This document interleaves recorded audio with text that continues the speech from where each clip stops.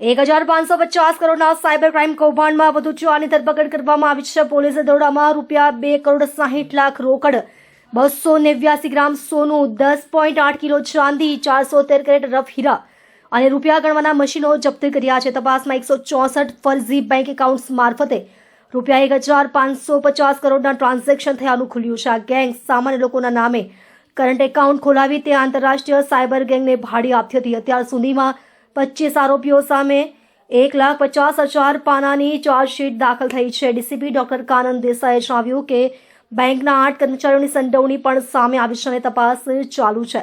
આંતરરાષ્ટ્રીય cyber crime કૌભાંડમાં ઉધના પોલીસે વધુ 4 આરોપીની ધરપકડ કરી છે।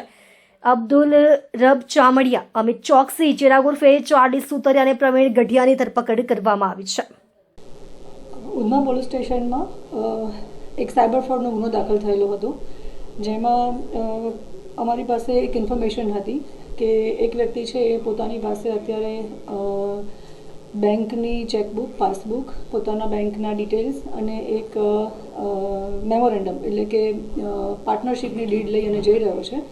અને આ જે બેંકના ખાતા છે એ પોતે સાયબર ફ્રોડમાં યુઝ કરે છે અને સાયબર ફ્રોડમાં જે રીતે અત્યારે આપણે જોઈ રહ્યા છીએ કે ડિજિટલ અરેસ્ટ કરવું અથવા તો ગેમિંગના નામે જે ફ્રોડ કરી અને પૈસા લે છે એ પૈસા નાખવા માટે થઈ અને જે બેંક એકાઉન્ટ્સની જરૂર પડે છે એ બેંક એકાઉન્ટ્સ ખોલવા માટેનું કામ આ વ્યક્તિ કરી રહી છે।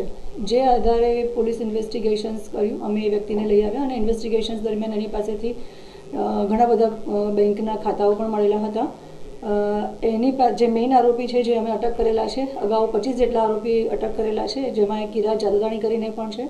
કિરાત જાદવાણી જે મેઇન આરોપી છે એની ઓફિસનું જે સર્ચ અમે કર્યું એ વખતે અમને 164 જેટલા અલગ અલગ બેંકના કરંટ અને ખાતા મળેલા હતા, જેમાં એ લોકો બેંકના એમ્પ્લોઈઝને, કર્મચારીઓને પણ સાથે રાખી અને ગુમાસ્તા ધારા વગર પણ દુકાન ખોલવી, દુકાનના ફોટોગ્રાફ્સ લેવા, ખોટા ફોટોગ્રાફ્સ બનાવવા અને એના આધારે બેંકમાં એક ખાતું ખોલાવવું, બેંકમાં ખાતું ખોલાવી અને એક આખી લિંક જનરેટ કરવી, API લિંક પણ જનરેટ કરવી અને એ લિંક જનરેટ કરી અને ખાતું ખોલાવી અને જે સાયબર ફ્રોડના નાણાં છે એ ખાતામાં પડતા હતા। જે વખતે જે આ ખોટી રીતે દુકાનની ઓળખ ઊભી કરવી, ખોટા ડોક્યુમેન્ટ્સ બનાવવા, એના માટેના પણ જે સાથ સહકાર આપેલા હતા એ આરોપીને પણ અમે અગાઉ અટક કરેલા છે। બેંકના 8 કર્મચારીઓને પણ અમે અટક કર્યા છે, કારણ કે બેંકની કર્મચારીની સંડોવણી વગર આ સાયબર ફ્રોડના નાણાં એ ખાતામાં પડે એ શક્ય જ નહોતું। આખી લિંક એસ્ટાબ્લિશ થઈ અને જે બેંકના ખાતા ધારકો છે, જે વ્યક્તિ પોતે એક ખાતું જે પોતે જાણે છે કે મારું ખાતું ખોલાવ્યા પછી મારે કિરાત જાદવાણીને આ ખાતું વેચવાનું છે, જેના બદલામાં મને 50,000 કે 1 લાખ રૂપિયા આપશે એવું ખાતા ધારક જાણે છે। એ જાણે છે કે આમાં કોઈ ઇલીગલ ફ્રોડના નાણાં પડવાના છે, છતાં પણ એ 50,000 અથવા 1 લાખ રૂપિયાની લાલચમાં આવી અને પોતે પોતાનું ખાતું કિરાત જાદવાણીને વેચતા હતા એવા તમામ ખાતા ધારકોને પણ અમે પોલીસે અગાઉ અટક કરેલા છે।